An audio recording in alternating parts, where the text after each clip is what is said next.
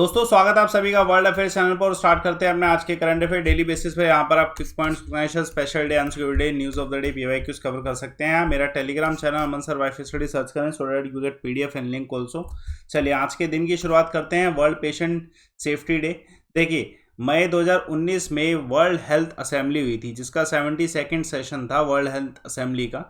उसमें इसका रेजोल्यूशन लिया गया और उसके बाद से 17 सितंबर को world patient safety day observe किया जाने लग गया। ठीक है, इंपॉर्टेंट क्वेश्चन है, आ सकता है। चलिए आज के क्वेश्चन को देखते हैं। पहला क्वेश्चन हाल फिलहाल में देखिए, नवंबर में ग्लोबल बुद्धिस्ट कॉन्फ्रेंस होने वाला है। इंडिया जो है इसे होस्ट करेगा पहली बार। सवाल ये पूछा जा रहा है कि ये कौन से स्टेट में होस्ट किया जाएगा। तो ये होस्ट किया जाएगा बिहार में, ठीक, क्योंकि बौद्ध धर्म से संबंधित बिहार में बहुत सारे ठीक है ऐतिहासिक चीज़ें हैं। तो क्वेश्चन आ सकता है जैसे Mahabodhi temple and all this. चलिए तो इसके बारे में जान लेते हैं कि एक्सपेक्टेड जो डेट है वो 19 से 20 नवंबर के बीच की है। जो लोकेशन होगी वो होगी जो नवा नालंदा महावीर कैंपस है नालंदा यूनिवर्सिटी का बिहार में, वो उसकी लोकेशन होने वाली है। एक्सपेक्टेड लोकेशन यही है और डेट भी यही है। देखिए आप सभी जानते हैं ऑर्गेनाइज कौन करेगा इसे ऑर्गेनाइज किया जाएगा Indian council for cultural relation के द्वारा जो है इसे ऑर्गेनाइज किया जाएगा। ये हमारे भारत में पहला ग्लोबल बुद्धिस्ट कॉन्फ्रेंस होने वाला है। इंपॉर्टेंट क्वेश्चन है, पूछा जा सकता है ये किसकी कोलैबोरेशन में होगा, मे बी ये भी पूछा जाए। तो कोलैबोरेशन एक तो मैंने आपको जो यूनिवर्सिटी बताया है ये है नवा नालंदा महावीरा, दूसरा इंटरनेशनल बुद्धिस्ट कॉन्फेडरेशन। तो ये इन दोनों की कोलैबोरेशन में ये ऑर्गेनाइजेशन जो है, इन दोनों के कोलैबोरेशन में ये पूरा इवेंट होने वाला है। और मे भी पूछा रहा है कि थीम क्या रहेगा, तो थीम के ऊपर क्वेश्चन आ सकता है। तो थीम रहने वाला है बुद्धिज्म इन लिटरेचर। तो थीम क्या होगा इसका, Buddhism in literature. Important question है। और मे भी नरेंद्र मोदी जी इस दिन जो है कुछ अवार्ड्स भी प्रोवाइड करें बुद्धिस्ट स्टडीज से संबंधित, क्वेश्चन आ सकता है। चलिए देखिए बहुत इंपॉर्टेंट क्वेश्चन, हाल फिलहाल में 6th एक्सरसाइज हो रही है पीसफुल मिशन 2021, सितंबर 13 से 25 तक हो रही है। देखिए अब सवाल ये पूछा जा रहा है कौन सा देश इसे होस्ट कर रहा है, तो रशिया इसे होस्ट कर रहा है। तो जान लेते हैं पीसफुल मिशन 2021 कौन सी एक्सरसाइज है। देखिए ये जो पीसफुल मिशन 2021 है, पहली बात तो इंडिया इसे पार्टिसिपेट कर रहा है, इंडिया इसमें, ठीक है, शंघाई कॉरपोरेशन ऑर्गेनाइजेशन की तरफ से ये है। ठीक है, इसमें मतलब जितने भी सदस्य हैं वो सारे के सारे शंघाई कॉरपोरेशन ऑर्गेनाइजेशन जो है उसके सदस्य हैं। तो इसका 6th एडिशन हो रहा है। लोकेशन में भी आपसे पूछा जाए कि लोकेशन क्या है, तो रशिया की लोकेशन है। रशिया में ओनबर्ग लोकेशन है जहां पर इसे एक्सरसाइज को ये कंडक्ट कराया जा रहा है। It's a multinational counter terror exercise. Important है, क्वेश्चन आ सकता है, जिसमें इंडिया की तरफ से 200 पर्सनल जो हैं पार्टिसिपेट कर रहे हैं एक्सरसाइज पीसफुल मिशन में। ठीक है, डेट मैंने आपको बता दिया है। डेफिनेटली इसमें शंघाई कॉरपोरेशन के जितने भी सदस्य हैं वो सभी पार्टिसिपेट करने वाले हैं। ठीक है, ट्रांजिशनल जितने भी सदस्य हैं उनका जो है क्लोज रिलेशनशिप बढ़ेंगे, फोस्टर करेगा ये, ठीक है, रिलेशनशिप। डेफिनेटली ये एक्सरसाइज क्वेश्चन आ सकता है। और इंडिया और पाकिस्तान भी इसके परमानेंट मेंबर हैं SCO 2017 से, तो इम्पोर्टेंट क्वेश्चन ये भी आ सकता है। चलिए देखिए, ministry of information and broadcasting ने हाल फिलहाल में कौन से प्लेटफॉर्म में, कौन सा सोशल मीडिया प्लेटफॉर्म है जिसमें अपना एक अकाउंट रिलीज किया है to stop the counter fake, मतलब to counter the fake news. तो डेफिनेटली ये किस में किया है, ये टेलीग्राम पे किया है। देखिए टेलीग्राम में चेक फैक्ट के नाम से पहले से बहुत सारे ऐसे फेक चैनल चल रहे हैं जिसमें फेक न्यूज़ को प्रमोट किया जा रहा है। तो ये ministry of information and broadcasting की तरफ से एक स्टेप रहेगा जिसमें इन्होंने लॉन्च किया है PIB फैक्ट चेक। ये ओरिजिनल होगा, जो कि गवर्नमेंट ऑफ इंडिया की तरफ से जो भी अपडेट है, जो इन्फॉर्मेशन होगी वो इसमें अपडेट होगी, जिससे पता चलता रहेगा कि फेक न्यूज़ जो है ये उसको प्रमोट नहीं करना चाहिए। तो टेलीग्राम में इस चीज़ को इनिशिएट किया जा रहा है। तो इम्पोर्टेंट क्वेश्चन है, पूछा जा सकता है। बस आप इतना ध्यान रखिए कि ये टेलीग्राम के लिए जो है PIB फैक्ट चेक जो है लॉन्च किया जा रहा है। इंपॉर्टेंट क्वेश्चन आ सकता है। चलिए देखिए, हाल फिलहाल में campaign Shoonya has been launch by which organisation to promote the zero pollution delivery vehicles. तो ये नीति आयोग के द्वारा स्टार्ट किया गया। इंपॉर्टेंट क्वेश्चन है, नीति आयोग के साथ कोलैबोरेशन किसने किया है, ये भी पूछा जा सकता है। वी ऑल नो की गवर्नमेंट थिंक टैंक है नीति आयोग, और इसके साथ कोलैबोरेशन किया है USA based Rocky mountain institute ने। और इसका पूरा जो टारगेट रहेगा इस पूरे कैंपेन का, ठीक है, जो टारगेट रहेगा वो ये रहेगा कि ज़ीरो पोल्यूशन डिलीवरी व्हीकल जो है उन्हें प्रमोट किया जाए कॉमर्स एंड इंडस्ट्री में।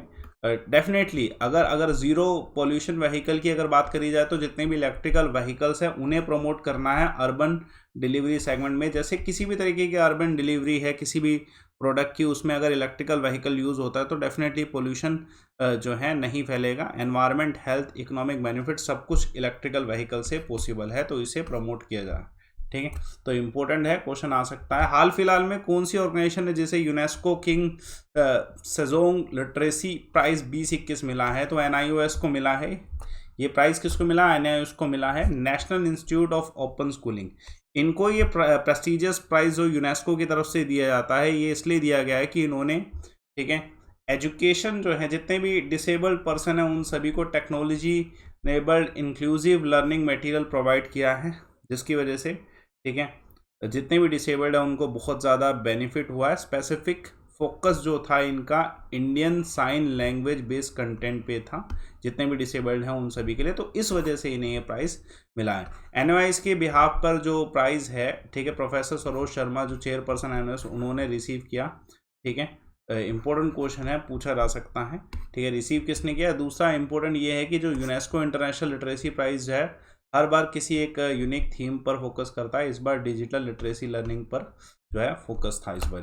चलिए एक और क्वेश्चन देखिए, हाल फिलहाल में कौन सा ऐसा एयरपोर्ट है जिसको डिक्लेयर किया गया as a customs notified airport by Central Board of Indirect Taxes and Custom? तो कुशीनगर एयरपोर्ट।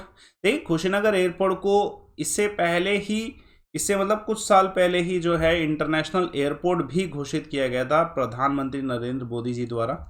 तो क्वेश्चन में भी आ सकता है, कुशीनगर एयरपोर्ट जो है यूपी में है, 600 एकड़ के एरिया में है। ठीक है, इसको लाइसेंस जो हाल फिलहाल में इंटरनेशनल फ्लाइट का DGCA के द्वारा दिया गया फरवरी में, तो इम्पोर्टेंट है, ये भी क्वेश्चन आ सकता है। ठीक है, दूसरी इम्पोर्टेंट चीज़, ठीक है, पहला तो ये लाइसेंस जो इंटरनेशनल का मिला था, ठीक है, और ये अब इंटरनेशनल फ्लाइट का जो लाइसेंस है इस तक रहने वाला है, तो इम्पोर्टेंट है, ये भी पूछा सकता है। और अब ये central Board of Indirect taxes के द्वारा ये जो है कस्टम नोटिफाइड एयरपोर्ट भी इसे घोषित कर दिया गया है। इंपॉर्टेंट क्वेश्चन है, आने के चांसेस हैं, तो क्वेश्चन आ सकता है। एक और देखिए, which country has recently been suspended from Beijing Olympics? जो अभी बीजिंग ओलंपिक्स होने वाला उससे सस्पेंड कर दिया गया बाय इंटरनेशनल ओलंपिक कमेटी। किसे? तो नॉर्थ कोरिया को सस्पेंड किया गया। देखिए इसका कारण क्या बताया गया है कि नॉर्थ कोरिया को जो फॉर्मली अब सस्पेंड किया गया है 2022 में जो बीजिंग विंटर्स ओलंपिक होने वाले हैं, ठीक है, और ये एक एज अ पनिशमेंट दिया गया है। पनिशमेंट इस कारण से कि नॉर्थ कोरिया ने पहले अभी जो टोक्यो ओलंपिक हो रहे थे उसमें रिफ्यूज किया था to be the part of the game due to the कोविड-19 पेंडेमिक। ठीक है, रीज़न इन्होंने ये दिया था, हालांकि और सभी कंट्रीज ने पार्टिसिपेट किया था तो ये रीज़न इतना वैलिड नहीं था, तो एज अ पनिशमेंट जो है सस्पेंड किया गया इन्हें। जो बीजिंग का अभी ओलंपिक्स है 2022 में होगा, इसका चाइना इसका जो है ये फेवर वोट जीता था, इस वजह से अमेरिका का भी थोड़ा सा ऐसा विवाद है कि अमेरिका प्रमोट कर रहा है कि इसमें पार्टिसिपेट ना किया जाए, ऐसा भी कुछ सुनने में आया था इससे पहले। ठीक है, तो ये देखते हैं पॉसिबली अब जो होगा इवेंट। 26 वेन्यूज़ जो हैं for the sports has been, ठीक है, सिलेक्टेड, अनाउंस किए गए चाइना की तरफ से। देखिए एक आर्टिफिशियल इंटेलिजेंस पावर प्रोजेक्ट जो है आई रस्ते, ठीक है, ये लॉन्च किया गया। अब ये सवाल पूछा गया कहाँ से, एक पायलट प्रोजेक्ट, इसको कहाँ से लॉन्च किया गया? अब ये पायलट प्रोजेक्ट क्या करेगा? ये रोड एक्सीडेंट्स को रिड्यूस करेगा, और किसके द्वारा लॉन्च किया गया? Ministry of road and transport highway के द्वारा। तो ये नागपुर में ऐसा पायलट प्रोडक्ट लॉन्च किया गया। ठीक है, पायलट प्रोजेक्ट जो है इसके बारे में पूरी डिटेल जान लेते हैं। पहला तो यही जान लीजिए, ये आई रस्ते का फुल फॉर्म क्या है? Intelligent solution for road safety through technology and engineer. तो पहला तो इसका फुल फॉर्म ध्यान रखिएगा। दूसरा, यूनियन मिनिस्ट्री ऑफ रोड के द्वारा जो है इसे लॉन्च किया गया। एक आर्टिफिशियल इंटेलिजेंस पावर्ड प्रोजेक्ट होगा जिसमें टारगेट पूरा रहेगा कि रोड एक्सीडेंट्स को कम से कम जो है किया जा सके। ठीक है, जितना भी पॉसिबल सॉल्यूशन है वो सब लगा के।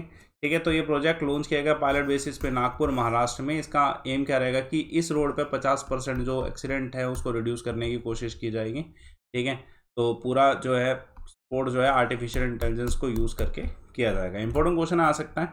देखिए हाल फिलहाल में कौन सा कंट्री जिसने टेस्ट फायर किया indigenous developed submarine launch ballistic missile, तो ये साउथ कोरिया के द्वारा किया गया।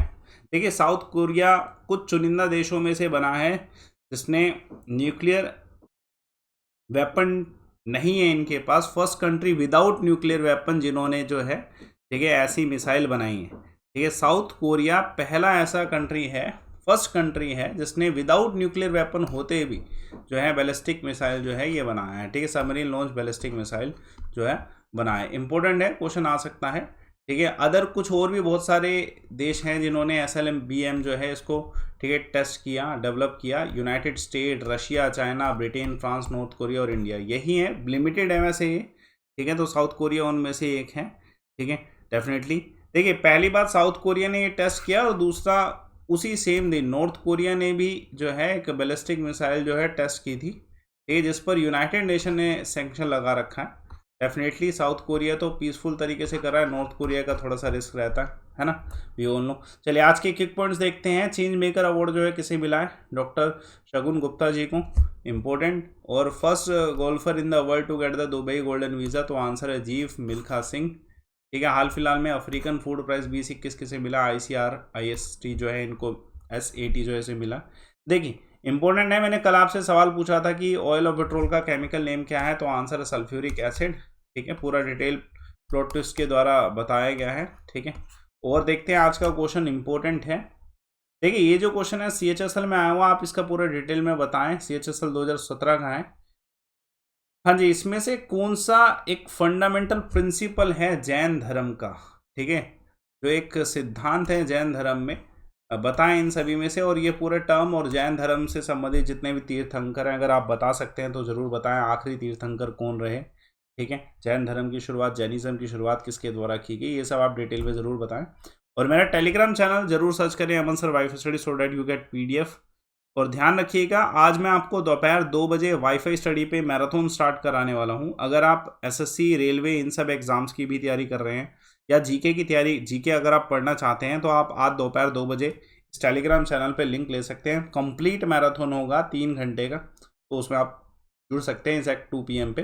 ठीक है, बाकी फ्री क्लासेस आपकी अनअकैडमी पे अवेलेबल हैं। आप मेरा प्रोफाइल फॉलो करें, अमनदीप शर्मा। और इस प्रोफाइल को फॉलो करने के बाद आप मेरा करंट अफेयर देख सकते हैं 10 AM पे, लाइव अमन रेफर कोड यूज़ करके। डेफिनेटली आपको बेनिफिट होगा। बाकी आप SSC के गोल सिलेक्ट करके या फिर कोई भी अन्य गोल सिलेक्ट करके कस्टम क्लिक करके रेफर कोड लाइव अमन यूज़ करके प्लस कोर्सेज में जुड़ सकते हैं। ठीक है, आपको सबसे कम फीस पर ये रेफर कोड लाइव अमन यूज़ करके जुड़ने को मिल पाएगा। और नए बैचेस स्टार्ट हुए, सभी टीचर्स अवेलेबल होंगे और सारे सब्जेक्ट, सारे एग्जाम्स कवर होने वाले हैं, तो आप रेफर कोड लाइव अमन यूज़ करके एक्सेस कर सकते हैं। मेरा अनअकैडमी, मैंने आपको ये भी बता रखा होगा, अनअकैडमी मेगा कॉमबैक कराता, तो इस बार 19 सितंबर को हो रहा है। इसमें भी आप रेफर कोड लाइव अमन यूज़ कर सकते हैं और इसे ठीक है अवेल कर सकते हैं, पार्टिसिपेट कर सकते हैं। अच्छी रैंक आने पे आपको ऑब्वियसली डिस्काउंट्स मिलेंगे और स्कॉलरशिप मिलेगी। Thanks a lot. सेशन को लाइक करिए, शेयर करिए, चैनल को सब्सक्राइब ज़रूर करिए।